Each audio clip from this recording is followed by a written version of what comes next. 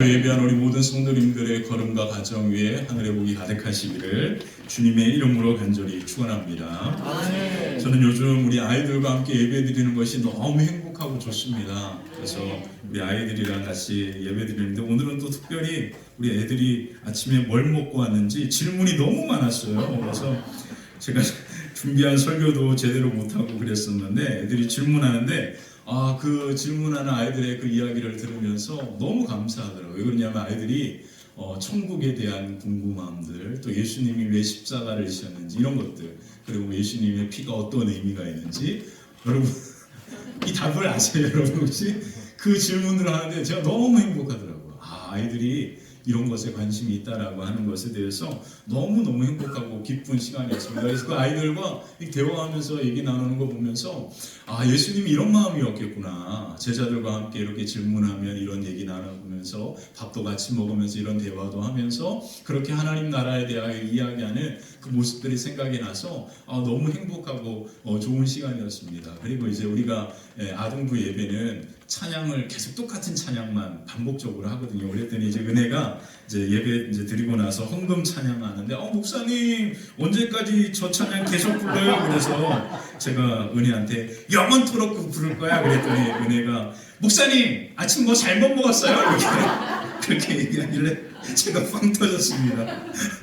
그래가지고 제가 무슨 마음이 들었냐, 우리 집사님 은혜 어머니는 항상 그게 걱정이신데 제가 은혜가 그 얘기를 하는데 너무 행복했어요. 왜 행복했냐면 은혜가 나를 무서운 목사님, 권위적인 목사님, 답답한 목사님 이런 식으로 생각 안 하고 너무 친근하게 생각한다라는 그런 마음이 들면서 은혜가 밝게 웃으면서 목사님 아침 뭐 잘못 먹었어요? 이렇게 하는데 너무 그 말이 너무 행복하고 좋았습니다. 그래서 아니야 은혜야, 내가 우리 예배 때 이렇게 계속 찬양하는 건 뭐냐면 이 찬양이 우리의 고백이 됐으면 좋겠고 우리가 이 찬양을 잊어버리지 않았으면 좋겠어요. 그렇게 생각해서 계속 부르는 거야 라고 그렇게 얘기하는 시간이 됐습니다. 네.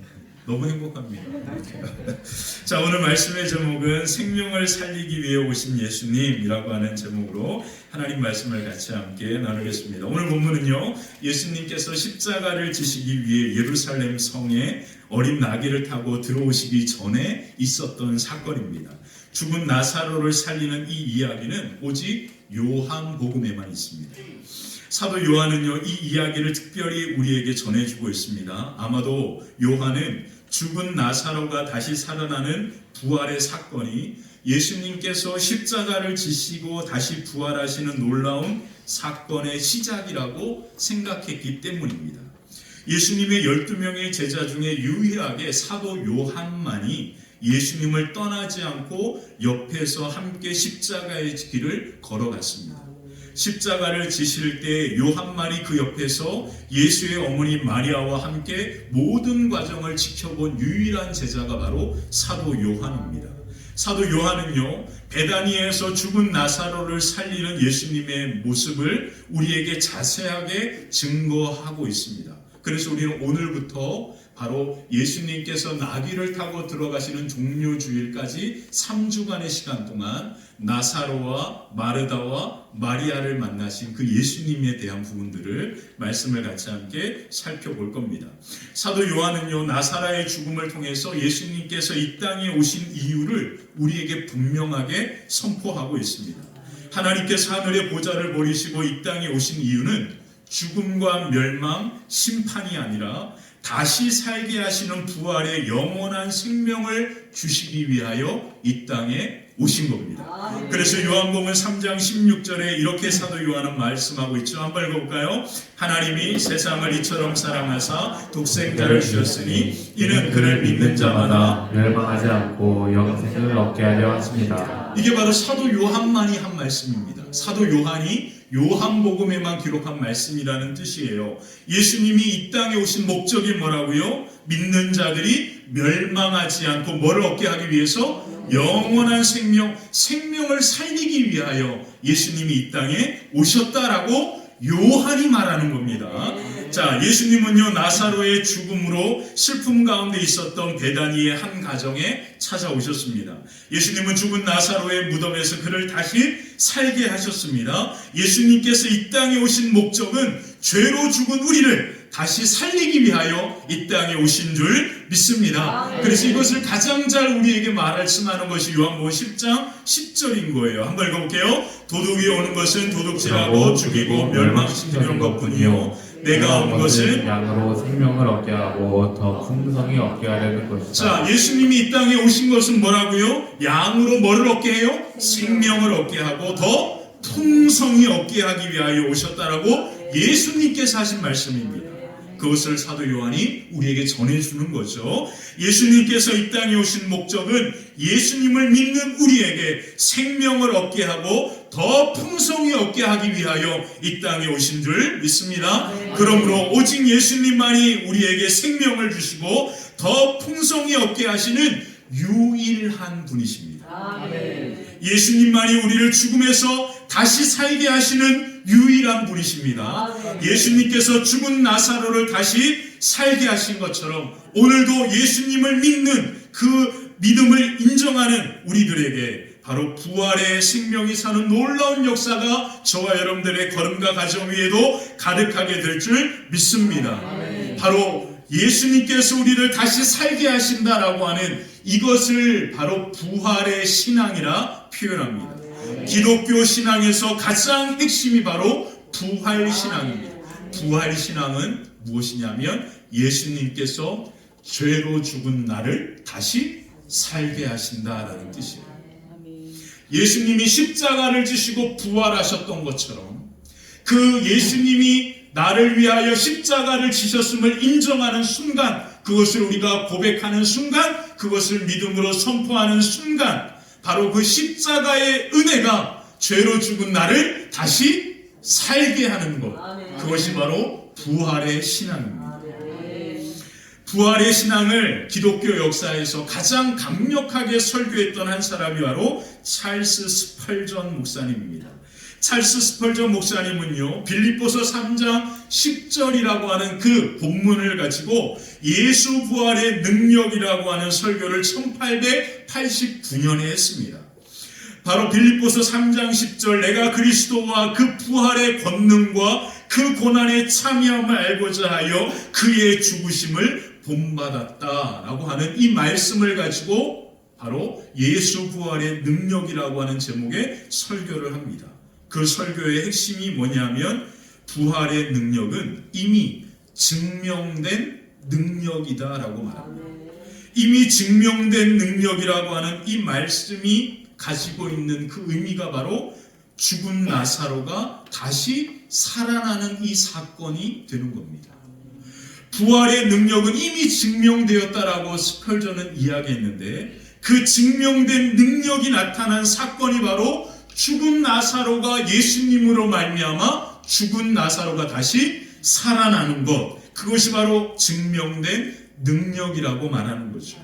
그래서 사도 요한은요, 예수님께서 죽은 나사로를 다시 살리시는 그 예수님께서 이와 같은 말씀을 하셨다라고 우리에게 증거하고 있습니다. 그 말씀이 오늘 본문 11장 25절 26절이에요. 한번 읽어볼게요.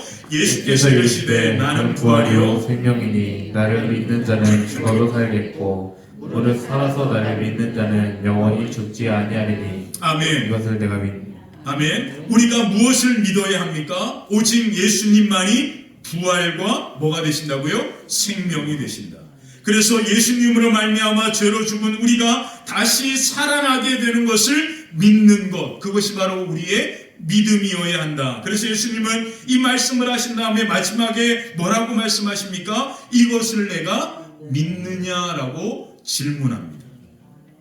그러므로 오늘 오직 예수님만이 부활과 생명이 되심을 믿고 죄로 죽은 우리를 예수님께서 나사로를 다시 살리셨던 것처럼 우리를 다시 생명 가운데 살아나게 하시는 놀라운 은혜가 저와 여러분들의 걸음과 가정 위의 기업 가운데 자녀들의 삶 가운데 가득하게 되시기를 주님의 이름으로 간절히 축원합니다. 그래서 오늘 본문을 통하여 죽은 나사로를 살리시는 예수님께서 우리가 어떤 믿음의 모습으로 나아가야 하는지 오늘 본문을 통하여 하나님 말씀을 같이 함께 나누도록 하겠습니다. 첫 번째, 이 믿음으로 예수님을 찾아야 합니다.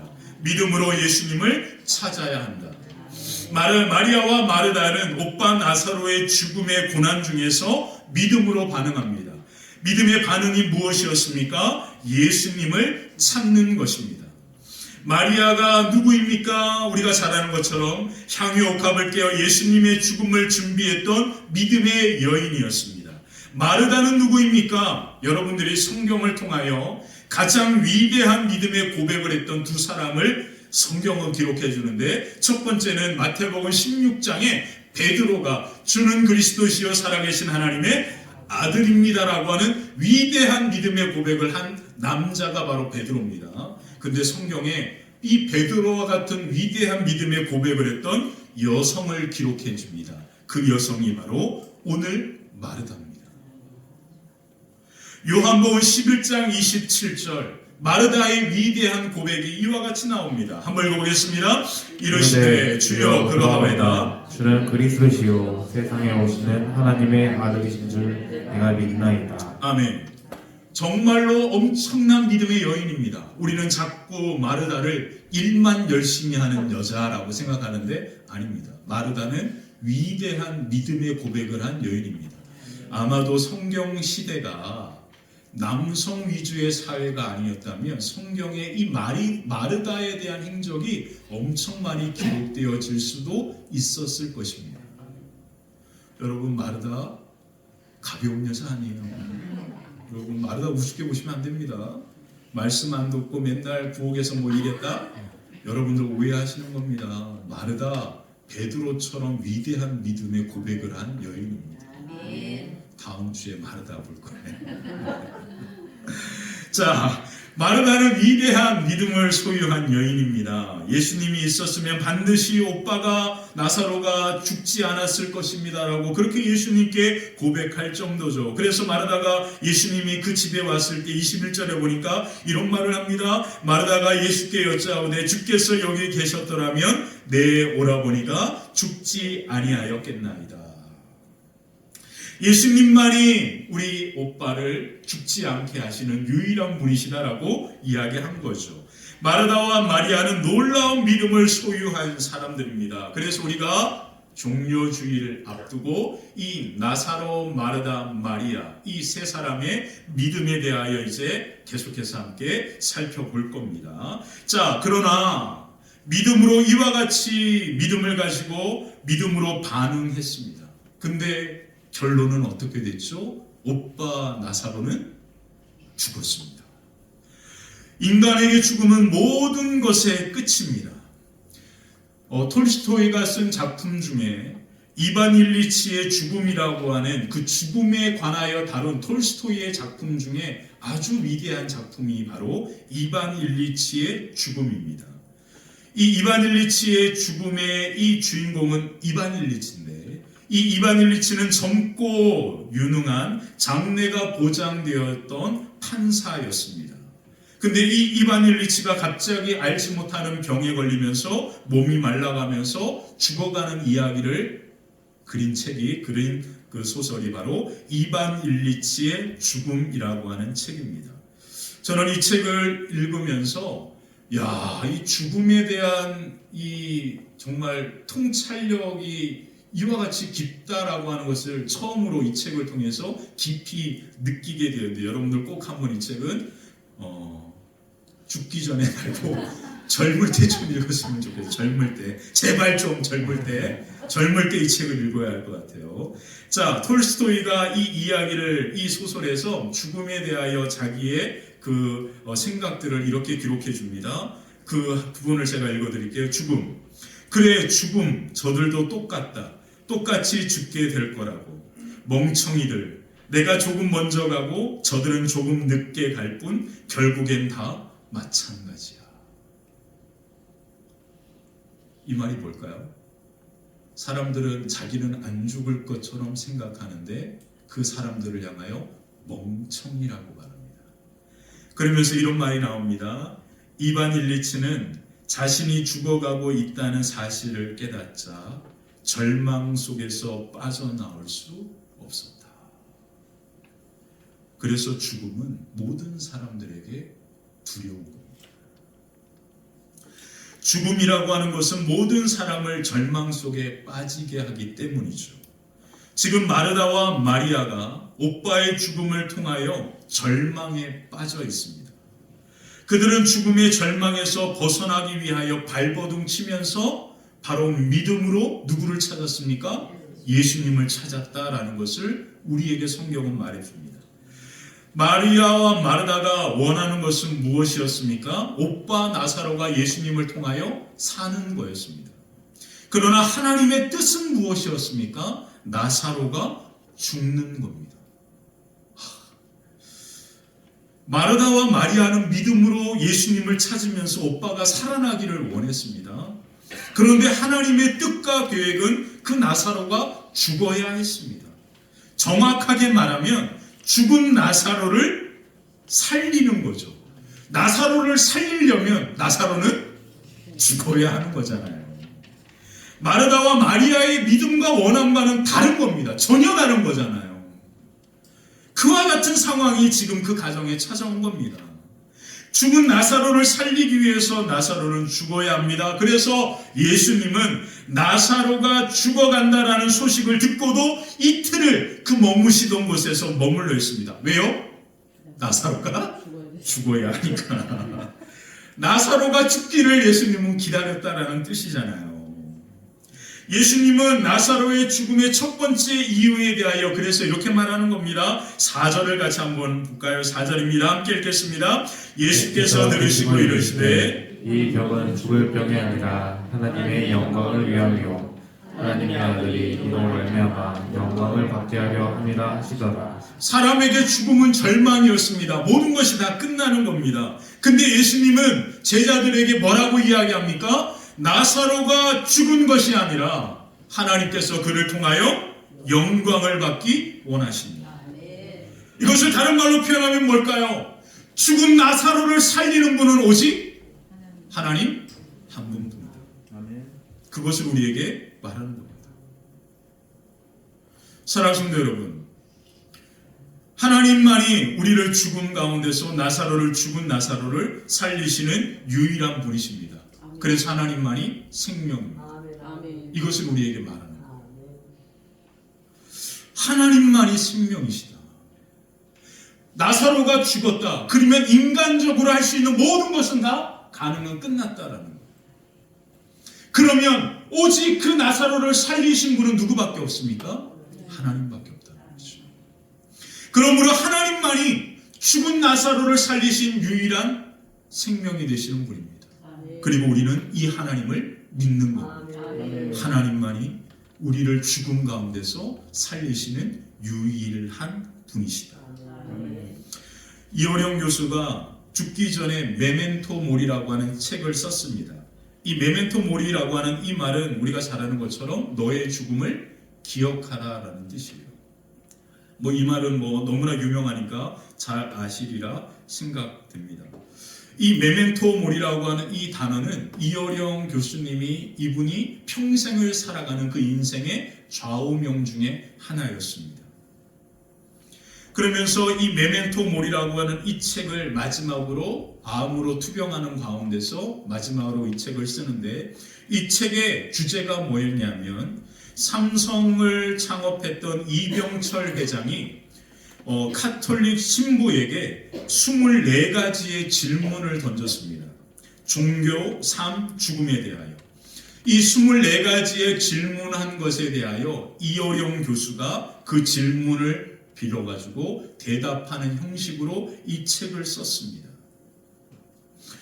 이어령 교수가 이 책을 쓰면서 이렇게 그 책에다가 이런 말을 했습니다. 인간의 고통과 불행은 신이 준 것이 아니다. 따먹지 말라는 선악과를 범해서 인간 스스로가 받는 벌이다. 왜 사람이 죽는가? 그것은 인간이 하나님의 말씀을 어김으로 말미암아 찾아온 벌의 대가다라고 그렇게 표현합니다. 그러면서 이런 말을 해요. 생명이 뭔지 몰랐는데 죽는 순간 생명이라는 것이 뭔가를 비로소 깨달은 것이지. 죽음의 발견이 곧 생명의 발견이 되었다라고 그렇게 말합니다. 이 메멘토 모리라고 하는 이 말은 너의 죽음을 기억하라고 하는 이 말인데 너도 죽을 거야 이런 뜻이 아닙니다. 이 말의 뜻은 뭐냐면 너의 죽음이 다가오고 있으니 오늘을 최선을 다하여 이 생명을 살아가라 라는 뜻입니다. 이해가 되십니까? 이해가 되시죠? 정말 이해가 되셔요? 이해가 되셔야 합니다. 왜 우리가 나사로의 죽음, 나와 아무 상관이 없는 사람의 죽음을 우리가 직면해야 합니까? 그 나사로를 살리신 분이 예수 그리스도 하나님이시다. 그러므로 그분만이 생명을 살게 하신다. 그것을 우리가 오늘 다시 한번 그 죽음의 절망 가운데서 깊이 경험하고 직면하게 됩니다. 이 유기어령 교수가 메멘토 모리라고 하는 이 책을 쓰면서 이분이 우리에게 말하는 것은 뭐냐면 너의 죽음이 있기 때문에 오늘 생명 가운데 너에게 임한 이 하루를 정말로 소중하고 귀하게 잘 성실하게 충실하게 살아가야 한다라는 뜻이라는 거예요. 그러므로 죽음을 생각하지 않으면 오늘 하루 아무렇지도 않게 살아갑니다. 여러분들 자녀들 보면 아시잖아요.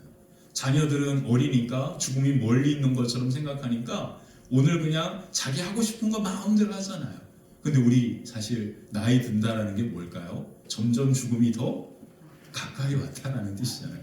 그러니까 한심해 본 거예요. 근데 우리도 다 그 나이 때 그렇게 살았잖아요. 그것입니다. 그거. 오늘 예수님께서 우리에게 이 나사로의 죽음을 통하여 하시는 첫 번째 메시지의 핵심은 바로 죽음과 절망을 다시 살게 하시는 분은 하나님 한 분뿐이십니다. 그 하나님을 믿는 것이 우리의 믿음이 되어야 합니다. 우리가 그 하나님을 믿게 될 때 오늘 하루를 그냥 대충 적당히 살아가는 게 아니라 하나님이 십자가를 통하여 우리에게 주신 생명이기에 오늘 하루를 우리는 가장 소중하고 값진 하루로 살아가는 삶이 오늘 저와 여러분들의 삶이 될 줄 믿습니다. 그러므로 오늘도 사랑하는 우리 성도님들의 걸음과 가정이 생명이 다시 살게 하시는 놀라운 역사와 그 은혜 가운데 살아가는 기쁨의 하루가 되시기를 주님의 이름으로 간절히 축원합니다. 두 번째, 고난을 통해서 우리의 믿음이 성장합니다. 고난을 통해서 우리의 믿음이 성장한다. 나사로의 죽음이 가지고 있는 두 번째 의미를 예수님은 이렇게 설명하십니다. 15절에 보니까 이런 말씀을 하세요. 내가 거기 있지 아니한 것을 너희를 위하여 기뻐하노니 이는 너희로 믿게 하려 함이라. 그러나 그에게로 가자 하시니. 아멘. 너희로 뭐 한다고요? 믿게 하려 합니다. 그렇게 이야기합니다. 고난을 넘어서 믿음은 고난을 통해서 깊어지고 성장하는 것이죠. 나사로의 죽음을 통하여 찾아오는 절망은 바로 마리아와 마르다, 제자들과 그곳에 있던 주님을 믿는 모든 사람들과 그리고 죽은 나사로의 믿음을 성장시키기 위한 예수님의 하나님의 특별한 사랑이다라고 하는 것을 말씀합니다.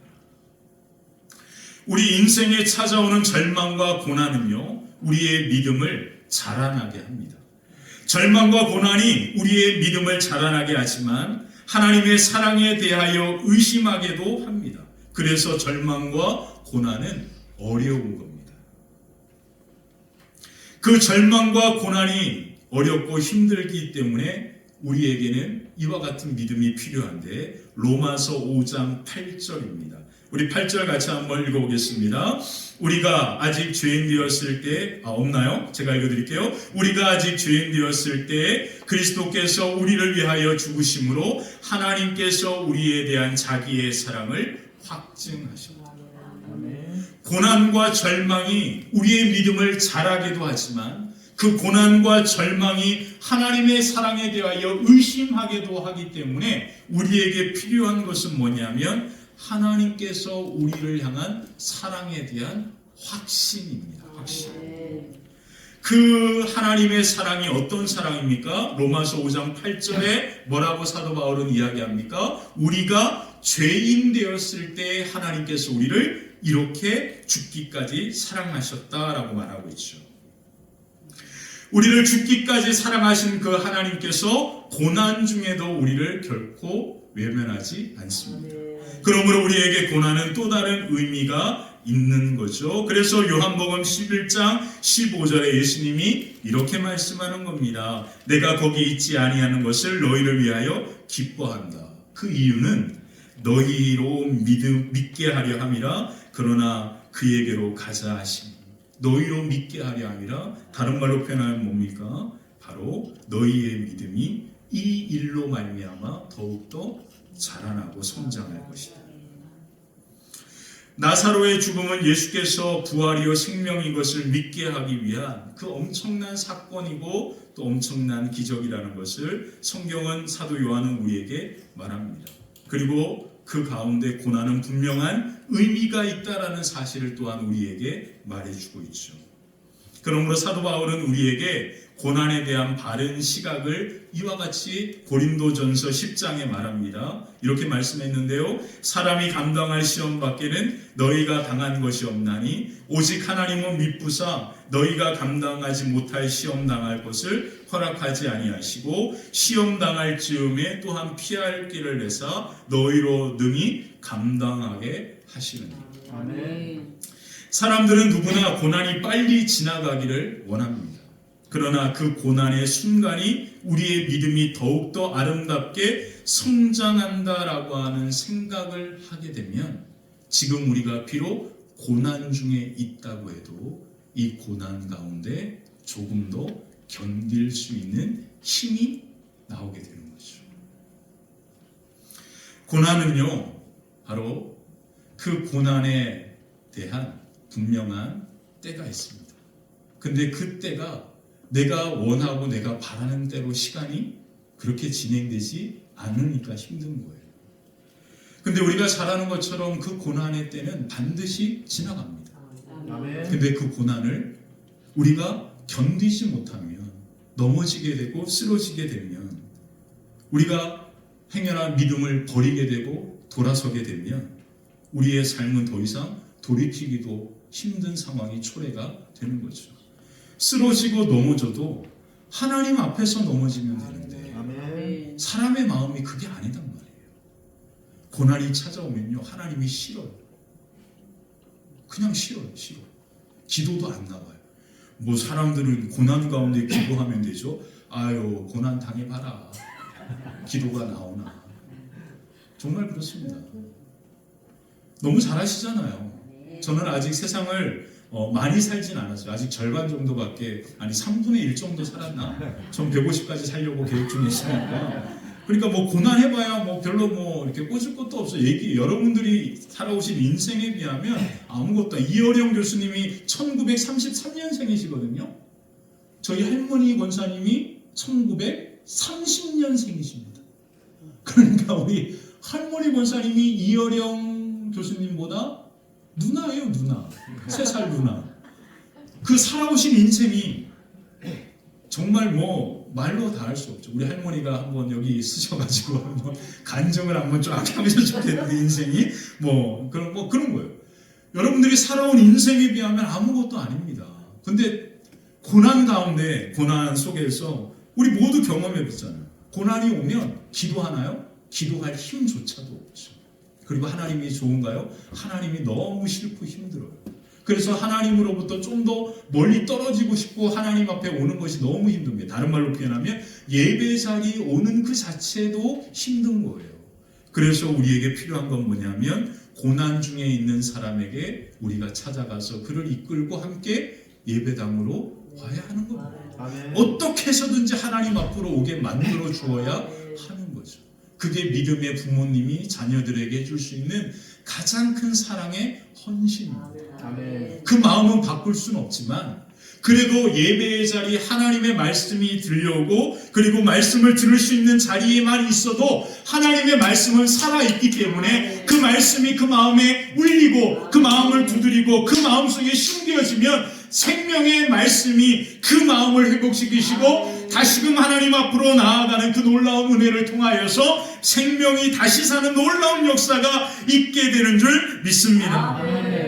그래서 죽은 나사로를 통하여 제자들에게 주고 싶었던 그 믿음이 뭘까요? 바로 예수님만이, 하나님만이 죽은 자를 다시 살리시는 유일한 분이시다라는 것을 말씀하고 싶었던 거예요. 그 믿음을 우리에게 이야기하고 싶었던 겁니다. 그래서 예수님께서 이런 말씀을 하신 거예요. 25절 26절 예수께서 이르시되 나는 부활이요 생명이니 나를 믿는 자는 죽어도 살겠고 무릇 살아서 나를 믿는 자는 이것을 내가 믿느냐. 사랑하는 성도 여러분, 오늘 우리가 믿어야 할 것은 오직 예수님만이, 하나님만이 죽음 가운데 있던 우리를 다시 살리시는 유일한 분이심을 믿어야 할 줄 믿습니다. 자, 예수님께서요 오늘 이 나사로를 살리기 위하여 이 나사로 베다니에 찾아오십니다. 그 나사로를 너무 사랑했기 때문에 오셨다라고 그렇게 우리는 생각합니다. 근데 예수님께서 이 나사로를 살리기 위하여 베다니에 오실 때 예수님 스스로가 선택한 것이 있습니다. 그게 뭔지 아세요? 예수님은 십자가의 죽음을 선택하고 베다니 나사로에게 찾아온 겁니다. 그 말씀이 예수님과 제자들이 나누는 대화 속에서 나타나는 거예요. 7절 8절 한번 읽어볼까요? 7절 8절 한번 읽어보겠습니다. 그 후에 제자들에게 이르시되 유대로 다시 가자 하시니 제자들이 말하되 랍비여 방금도 유대인들이 그래서 도마가 뭐라고 이야기합니까? 우리도 예수님과 죽으러 가자 이렇게 얘기하는 거예요. 예수님이 죽은 나사로를 살리기 위하여 나사로가 있는 베다니로 오심은 곧 예수님 스스로가 죽기로 각오하고 결정하고 온 겁니다.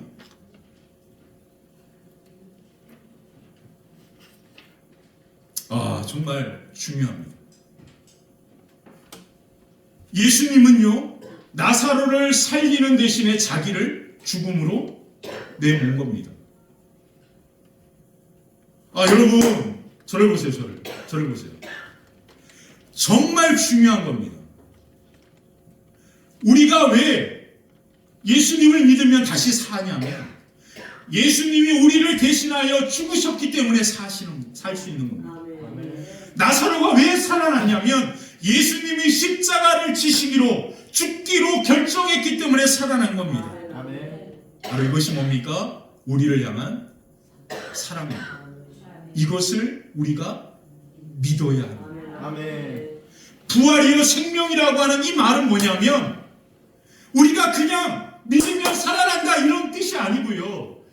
예수님이 나를 위하여 죽으셨던 그 사랑 때문에 내가 산다라는 거예요. 이것을 믿는 겁니다. 뭘 믿는 거예요? 예수님이 나를 위하여 죽으신 그 사랑을 믿는 겁니다. 사랑을. 사랑하는 성도 여러분, 누가 여러분들을 위하여 죽으셨습니까? 여러분들의 부모님입니까? 제가 여러분들 아무리 사랑해도 예수님처럼 죽을 수는 없어요. 저는 그럴 이유 이런 거 하면 좀 은혜롭지 않다 그래서 말 못하겠네. 제가 여러분들을 위해서 죽을 수도 없습니다.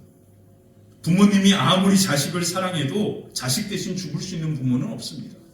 근데 우리를 위하여 죽으신 분이 딱 한 분 계신데 그분이 예수님입니다. 그러므로 우리가 무엇을 믿어야 하냐면 우리를 위하여, 우리를 살리기 위하여 대신 죽으신 그 예수님의 그 사랑을 믿는 겁니다. 그 사랑.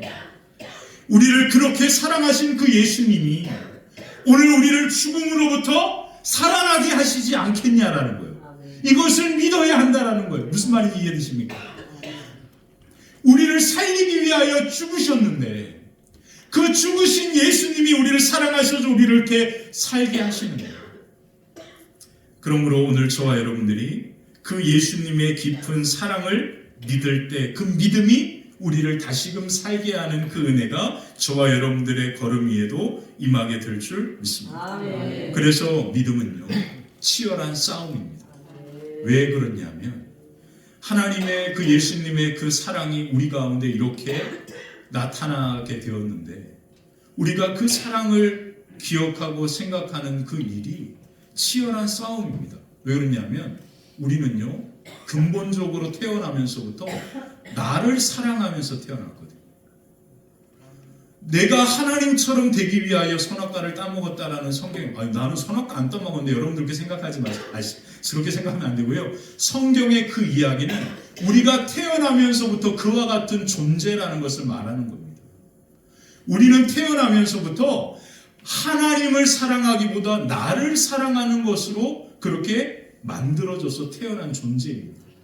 그래서요, 우리는 치열하게 싸우지 않으면 우리의 마음은 끊임없이 나를 향하게 되어 있어요.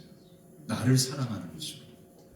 근데 누군가를 사랑하는 것을 우리가 잘 아는 것처럼 예수님이 우리를 사랑하셔서 자기를 십자가에 내어주신 것처럼 우리가 예수님의 그 사랑을 우리가 인정하고 받아들이는 순간 우리는 어떤 현상이 나타나냐면 나를 사랑하게 되는 것이 아니라 그 예수님을 사랑하게 되거든요.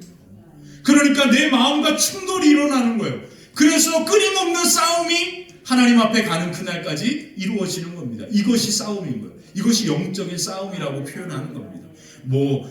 험악하게 생긴 귀신이 막 나타나가 이게 싸움이 아니고요. 진짜 싸움은 나를 사랑하려고 하는 그 마음과 예수님이 나를 그렇게 사랑하셨다라는 사랑을 느끼는 순간 내 마음이 갑자기 요동치면서 그 예수님을 사랑하려고 하니까 이 마음이 충돌이 일어나는 거예요. 계속해서. 이 싸움이 영적인 싸움, 신앙의 싸움인 겁니다. 그래서 스펄전, 그 부활의 신앙을 설교했던 스펄전은요, 스펄전의 1892년에 스펄전의 장례식에서 이 스펄전의 관 옆에 이런 말이 쓰여 있었습니다. 뭐라고 쓰여 있냐면, 나는 선한 싸움을 싸웠노라, 나는 내 여정을 마쳤노라, 나는 내 믿음을 지켰노라. 이렇게 말합니다. 그러면서 스펄전이요, 자기의 임종이 있는 그 해 마지막 설교에서 이런 말을 했습니다. 사랑하는 자여, 결코 죽음을 두려워하지 말라. 믿는 자에게 죽음은 가장 작은 문제일 뿐이다. 두려워할 것은 오히려 우리의 삶이다. 왜냐하면 그것은 거친 싸움이고 혹독한 훈련이며 험난한 여정이기 때문이다. 이렇게 말했습니다. 우리가 싸우는 진짜 싸움은, 죽음은 아무것도 아닌 작은 문제에 불과하다는, 진짜 싸움은 우리가 두려워해야 할 것은 우리의 삶인데 그 삶은 거친 싸움이고 혹독한 훈련의 장이고 그리고 험난한 여정이다. 그래서 디모데후서 4장 7절에 사도 바울은 디모데에게 이렇게 말합니다. 나는 선한 싸움을 싸우고 나의 달려갈 길을 마치고 믿음을 지켰다. 이 말이 무슨 의미일까요? 사도 바울은요, 마지막까지 자기 자신을 사랑하려고 하는 그 마음과 치열하게 싸우면서 그 예수님의 그 사랑을 자기 마음으로 가득 채우고 예수님을 사랑하려고 발버둥치는 싸움을 마지막까지 싸웠다. 그래서 뭐라고 표현합니까? 나는 나의 갈 길을 다 마치고 내 믿음을 지켰다라고 표현합니다. 사랑하는 성도 여러분, 믿음이 뭡니까?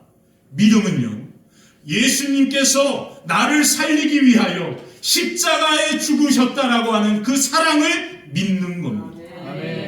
그 믿음을 우리가 인정하고 고백하는 순간 우리의 마음에 그 사랑이 느껴지는 순간 나를 사랑하기보다 예수님을 사랑하는 마음으로 내 마음이 바뀌어가기 시작합니다. 그러면서 내 근본적인 나를 사랑하는 마음과 끊임없이 싸움이 일어나는 거죠.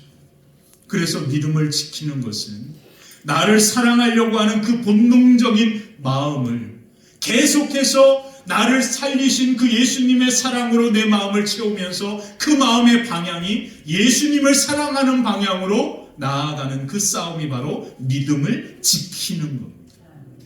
그 지키는 자리가 바로 예배가 될 수도 있고요. 그 믿음을 지키는 자리가 바로 기도가 되는 거고요. 그 믿음을 지키는 것이 하나님의 말씀을 보는 시간이 되는 거고요. 그 믿음을 지키는 것이 목장을 하는 시간이 되는 거고요. 그 믿음을 지키는 것이 하나님 앞에 찬송하는 것이 되는 겁니다. 그 모든 생명이 우리로 하여금 이 믿음의 치열한 싸움 속에서 우리의 믿음을 하나님을 향한 그 사랑으로 지켜주게 되고 그 놀라운 사랑의 방향을 통하여 죽음 가운데 우리를 다시 살리시는 놀라운 생명의 역사가 저와 여러분들의 걸음과 삶 위에 아름답게 임하게 되는 줄 믿습니다. 그러므로 우리가 지킬 믿음을 우리를 향한 우리를 죽기까지 사랑하신 그 예수님의 사랑이 우리의 마음을 가득 채우고 그 사랑으로 말미암아 다시금 우리의 가정과 우리의 삶과 우리 자녀들과 기업이 생명의 부활의 영광 가운데 세워지는 놀라운 은혜와 은총이 가득하시기를 주님의 이름으로 간절히 축원합니다. 우리 함께 기도하겠습니다.